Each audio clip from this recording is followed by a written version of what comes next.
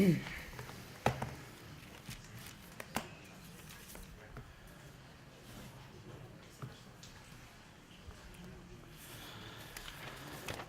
عليكم ورحمة الله وبركاته. بسم الله الرحمن الرحيم. الحمد لله رب العالمين، والصلاة والسلام على أشرف الأنبياء والمرسلين، حبيب إله العالمين أبي القاسم المصطفى محمد.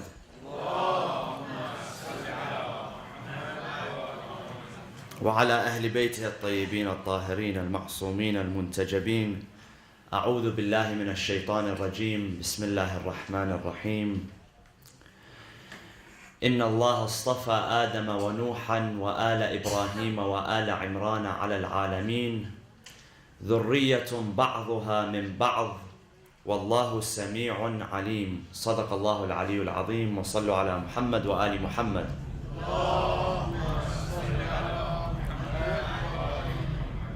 In chapter number 3, Surah Al Imran, Allah subhanahu wa ta'ala says, ayah 33, إن الله اصطفى آدم ونوحا وآل إبراهيم وآل عمران على العالمين، ذرية بعضها من بعض، والله سميع عليم. Truly, God chose Adam, Nuh, the house of Ibrahim, and the house of Imran above the worlds, as a progeny, one from another, and God is hearing, knowing. The concept of being chosen, Inna Allah astafa, istifa, is to be chosen. And this is where the name Al-Mustafa comes from. Our Prophet is known as Muhammad al-Mustafa, the chosen one. The word itself appears in a few places in the Quran where God speaks about certain individuals or certain families which He has chosen. And what is meant by the fact that they are chosen is that they are chosen for leadership. So one verse says that Allah chose Adam. Adam was the first being that Allah chose for leadership after He created him and He endowed him with the intellect and He taught him the nature of all things. وَعَلَّمَ آدَمَ الْأَسْمَاءِ كُلَّهَا. He taught him all of the names. And commentators said that there's a specific meaning to this, the names, and there's a general meaning. And the general meaning is that He taught him the nature of all things. Everything that God had created. He had endowed that knowledge to Adam. So Adam was the first to be chosen. This verse also mentions Nuh as being chosen. Nuh was also chosen for leadership. And then the verse mentions two families. So two individuals and then two families. And the two families are Al Ibrahim wa Al Imran. And you see in the first two, God does not say that He chose their families. Why? Because if you look closely at the family of Adam, you find people who did not fit the description, who were not fit for leadership. The closest one to Adam, the closest, of course, he had Hawa, Eve, the wife that was blessed to him, that was given to him. And then his sons, Habil and Qabil. And Habil was a righteous man. But Qabil was overtaken by greed. And so what did he do? He murdered his brother in cold blood. So this choosing, istifa, does not include the entire family of Adam. Nor does it include the entire family of Ibrahim. Nor does it include the entire family of Nuh. Because we know that the family of Nuh, some members of the family of Nuh did not follow him. They did not follow the path.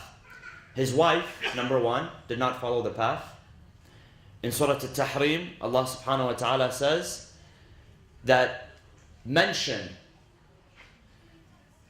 and remember Imra'ata Nuhin wa Imra'ata Lut, the wife of Nuh and the wife of Lut, كانتا تحت عبدين من عبادنا, that they were صالحين فخانتاهما, that they were with two of our servants, meaning Nuh and Lut, however they turned against them. And in the case of Nuh, we know that his son, one of his sons, also turned against him. And just before the flood that took place, the father, Nuh, warned his son that this flood is going to take place, join us, but the son did not want to join. And so he perished with everybody else that perished. But in the case of Ibrahim and Imran, their families are mentioned. So who are the families of Ibrahim? Well, we have Ibrahim and we have his two sons, Ismail and Ishaq. And both of them had a progeny. Banu Israel came from Ishaq, and Israel, the commentators say, is another name for Ishaq. And from there the prophets, from Ishaq you had Yaqub and Yusuf, and then the lineage from the family of Yaqub, which included Musa and Isa and the rest. And you had the lineage of the family of Ismail, which included prophets such as Shu'aib. And of course, the greatest of them, Khatamul Anbiya, Muhammad sallallahu alayhi wa sallam. So the family of Ibrahim and also the family of Imran. Now, presumably, the family of Imran, which is mentioned here, presumably is the Imran who was the father of Maryam. Because we know of two major figures named Imran. One was the father of Musa ibn Imran, and the other was the father of Maryam ibnat Imran. And the verses which follow in Surah Al-Imran speak of the birth of Maryam. However, this language, the language of being chosen, appears in different places. So, one, it appears in Surah Al-Imran itself. Ya Maryam, inna Allah astafaki wa tahharaki. Istafaki, meaning He chose you. He chose you for something. What did He choose her for? Wa tahharaki, and He purified you. In chapter number 6, Surah Al-An'am, verses 84 to 87, Allah subhanahu wa ta'ala mentions the prophets whom He has chosen for leadership. So He begins by saying the following, chapter 6, verse 83. Bismillah ar-Rahman ar-Rahim. وَتِلْكَ حُجَّتُنَا آتَيْنَاهَا إِبْرَاهِيمَ. So we gave Ibrahim the ability of hujjah, which is argument or debate. آتَيْنَاهَا إِبْرَاهِيمَ عَلَى قَوْمِهِ. So he was able to debate with his people when he was left alone and he destroyed the idols which they worshipped. They came back and they saw that the idols were destroyed. And so they asked him, because they knew Ibrahim was critical of idol worship. They knew he had sort of given himself away beforehand. So when the idols were destroyed, they came back and they asked him, and he said that ask the oldest one, ask the biggest one, the big guy. Ask him, and if he can respond, he will tell you that he was the one that did it. If he could respond. So it's conditional. Ibrahim was not lying because the idol itself could not even worship. So it didn't apply. It was a conditional phrase that he said. But they found out that it was him, and they prepared a fire for him. Their anger was so intense that they prepared a fire which was so large that they had to use a catapult in order to fling Ibrahim, because they couldn't stand close because of the heat. And they say that women would not feed their children so that they can save money to purchase wood for this fire. This is how angry they were. This is how furious they were. This is how attached to their idols they were. This is how blinded by the worship of their idols they were. And until today, people are blinded by the worship of idols, different types of idols. And so when they tried to catapult him into the fire, Allah subhanahu wa ta'ala commanded the fire to be a place of protection for him, that there was a protective shield around him. And at that moment, look at the tawakkul, the inner strength that Ibrahim had. The angel came to him, Jibreel came to him and said, "Oh Ibrahim, you've passed the test now. You're sitting in the catapult, they're waiting to launch you into the fire, you've already passed the test." He said, "What can I do to help you?" Ibrahim, at this moment, he says, you can't do anything for me. Your Lord can do something for me, but you can't do anything for me. So when he asks, he knows whom he is asking from, because sometimes when we're put in a tough situation, we cling on to anything. We ask for help from anybody. And there's a narration which says that Fir'aun, when he was drowning, Allah subhanahu wa ta'ala speaks about Fir'aun, how he, at that moment when the ocean was closing upon him, after it was parted for Musa and Bani Israel and they passed and then it closed on him and his troops, the narration of the 8th Imam says that, do you know what happened with Fir'aun? Why is it that God did not respond to him? Because God responds to everybody. Anybody who calls upon God, God will respond to him. The narration says that when he called upon the Lord of Musa. He didn't want to admit that I believe in this Lord. So whatever Musa is worshipping, I'll call upon him now.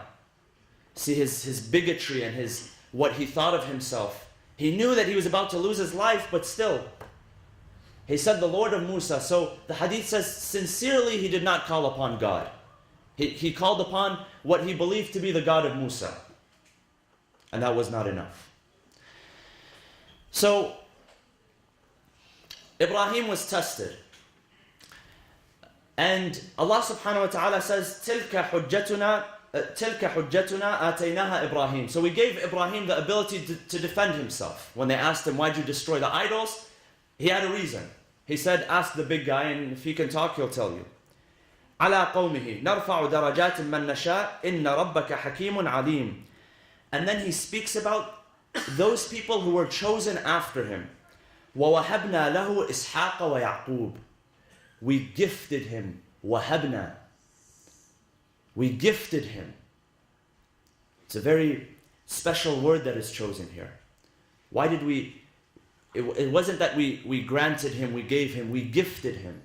Because Ibrahim had reached an age, and his wife had also reached an age where they thought that that's it. They weren't going to have any children. They weren't going to have a progeny.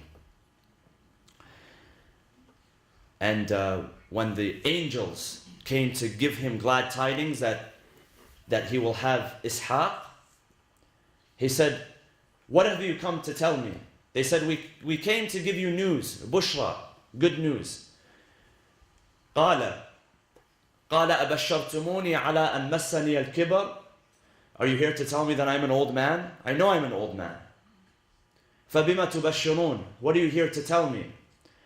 قالوا بشرناك بالحق فلا تكن من القانطين. We've come to give you truth, something that you don't know about. And do not be among al-qanitin. Qunut. Qunut means hopelessness. When you're hopeless, when you lose hope. Don't lose hope, Ibrahim. There's still hope for you. And they gave him the news of a son that will be born to him. And his wife, Sarah, who was also of old age at that time, she overheard. So she laughed. She laughed. She thought it was a joke. But then Allah subhanahu wa ta'ala blessed them with Ishaq and Ismail. So two of them. So it was a gift. This is why he says, wahabna, we gave him a gift. Sometimes you don't expect a gift to come to you. But Allah gave them the gift. So we gave them the gift of Ishaq and Ismail. And this is why he says, Alhamdulillah alladhi wahaba li ala al-kibari Ismail wa Ishaq. Praise to Allah, the one who at this very old age, when I didn't expect it, sometimes you don't expect it. I didn't expect it, but God gave me this gift. So we gave him Ishaq, and after Ishaq, Yaqub. Yaqub was the son of Ishaq. Kullan hadayna, and we guided them.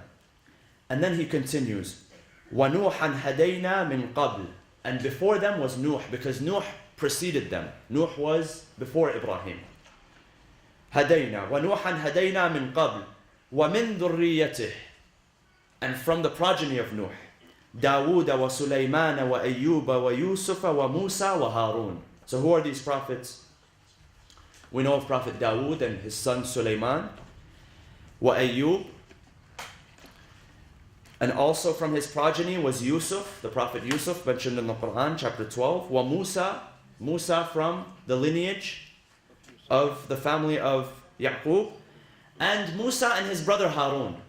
Harun, who was his representative during his life. When he went to receive the scrolls, when he went to receive the event which was the miqat, the meeting point, where he went to speak to his Lord. Musa, he left behind Harun. Haruna akhi, his brother Harun, Aaron. And he came back after 40 days and he saw that his people had completely deviated. After he had taught them the worship of God, after they escaped from slavery, and after they escaped from death, and after the ocean was split open for them, and after they escaped, after all of these miracles, and when they got to the desert, there was nothing there, so Allah sent them different types of food and different types of sustenance. All that was a miracle. 40 days later, he came back, and he saw them granting partners to God, worshipping other than God. And not only that, they had tried to kill Harun.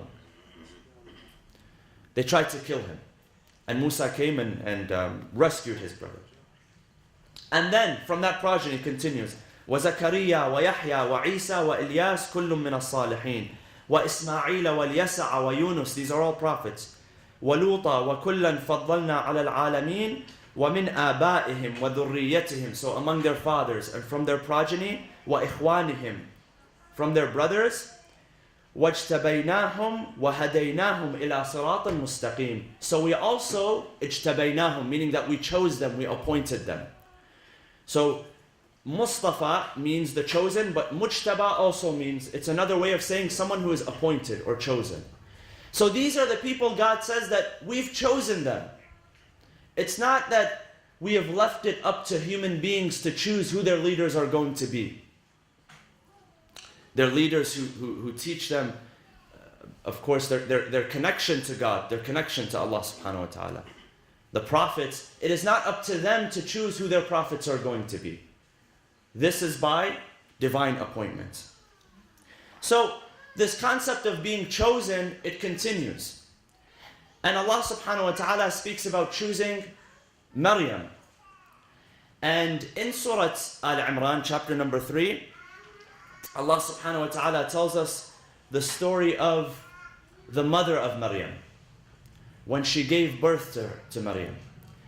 And she did a nadhr, a promise, a pact, a covenant with God, that the child that was going to be born to her, she would dedicate this child to the service of God. Then she bore a female, and she said, وَلَيْسَ الذَّكَرُ كَالْأُنْثَى, that the male and the female are not the same. Now some commentators say that this is the wording of the Quran, meaning that the people believe that male and female were not on the same level. Some commentators say that this was what the mother of Maryam said. So when she saw that she had a daughter, she said that the male is not the same as the female, because she wanted to dedicate this child to the service of God in the temple. So she saw that since she did not think anything less of her daughter, but she saw that since she is a female, she might not be able to serve in the way the men are serving. And the Quran speaks about this idea, وَلَيْسَ الذَّكَرُ كَالْأُنْثَى. In fact, some commentators, they make a good point out of this. They say that in fact, this verse is actually granting superiority to women. Why? Why is it doing so?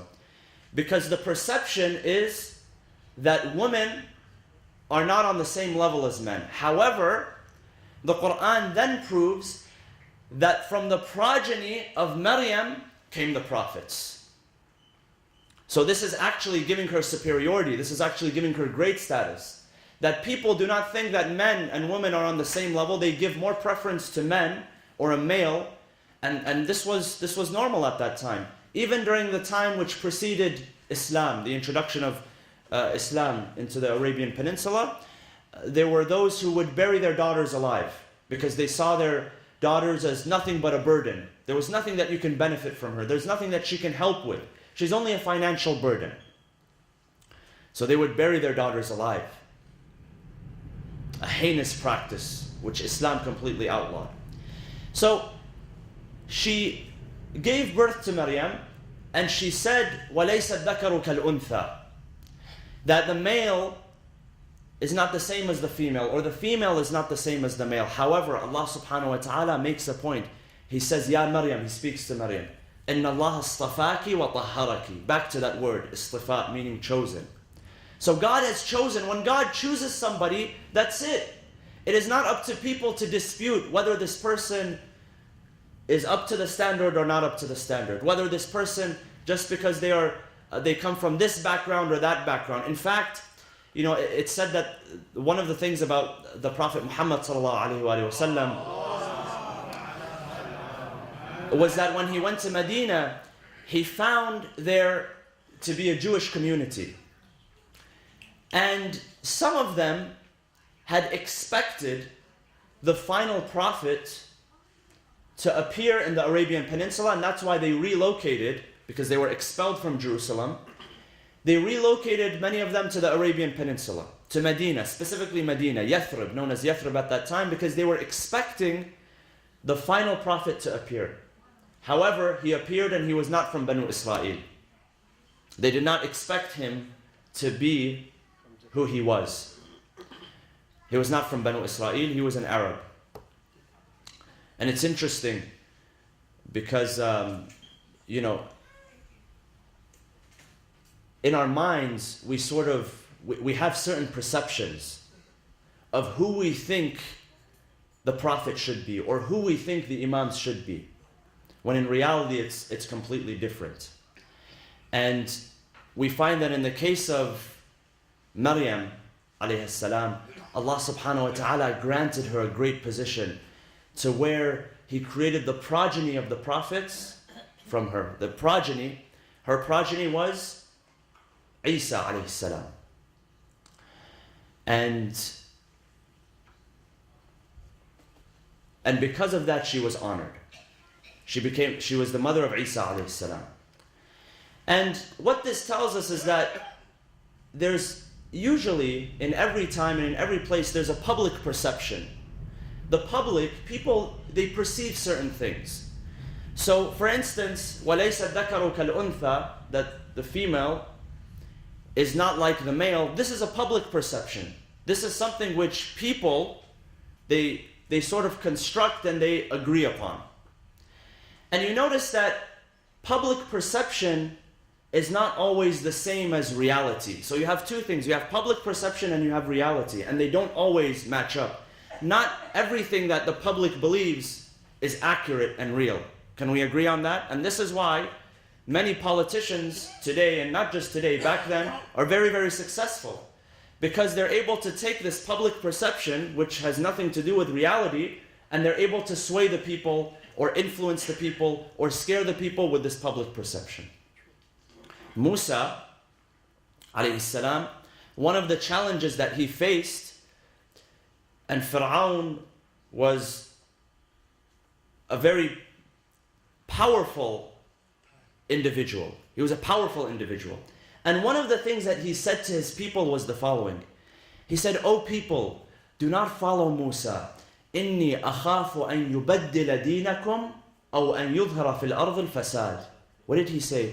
He said, I'm afraid that this person is going to change your ways. He's going to change your perception. Because if you see that he is truly a messenger of God and he is performing miracles and he is standing for the poor and he's standing for the oppressed, well, people naturally they're going to follow him. Fir'aun didn't want that to happen, so he said, people, do not be tricked by Musa. إِنِّي أَخَافُ أَن يُبَدِّلَ دِينَكُمْ. He's going to change the public perception.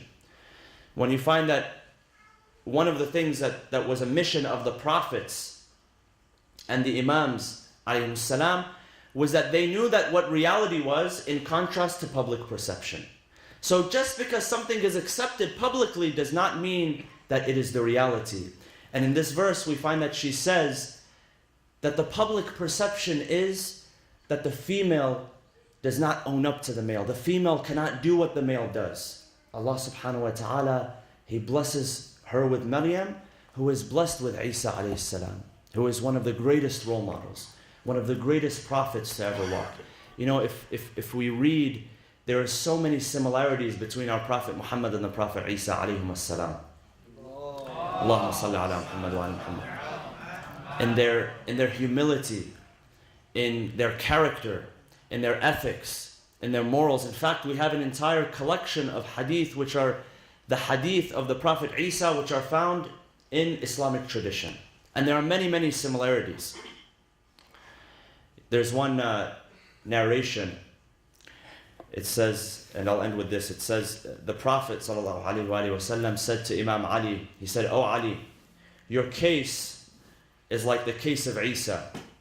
He says, some people will revere you to the point that they will worship you, and some people will hate you to the point that they will want to murder you. And we find that, you know, it's a blessing and a curse to be in that position where, yes, they are chosen for leadership. Allah subhanahu wa ta'ala says we have chosen these people, but all of the people that are mentioned in these verses that are chosen, they're not chosen and given a special preference and that's it. What they experience is not what the normal human being experiences. And they are given this position not to mean that they are special or they are better than anybody. No. But rather that they have a certain responsibility. Allah subhanahu wa ta'ala tells the Prophet, and this is why it's so important that we take this into consideration, because when they're placed as leaders, they're placed as role models. And that's why when we speak about the Prophet, we say that he was not only infallible in what he said, but also in his actions as well. Because if God expects us to follow these people, the prophets, then their conduct must be correct, their behavior must be correct. And this is why He chose them as leaders. We ask Allah subhanahu wa ta'ala to bless us in this holy month. We have, inshallah, the coming months, a few occasions. Among them is the martyrdom of Sayyidat Nisa al-Alameen as-Siddiqa Fatima al-Zahra alayhi salam. In the coming days, we have the celebration of the birth of the 11th Imam, Al-Imam Al-Hasan Al-Askari alayhi salam. So we congratulate all of you on this auspicious occasion, and we ask Allah subhanahu wa ta'ala to bless us and grant their intercession, inshallah. Bismillah ar-Rahman ar-Rahim. اللهم اغفر للمؤمنين والمؤمنات والمسلمين والمسلمات الأحياء منهم والأموات تابع بيننا وبينهم بالخيرات إنك مجيب الدعوات إنك قاضي الحاجات إنك على كل شيء قدير برحمتك يا أرحم الراحمين وصلى الله وسلم على سيدنا محمد وعلى أهل بيته الطيبين الطاهرين.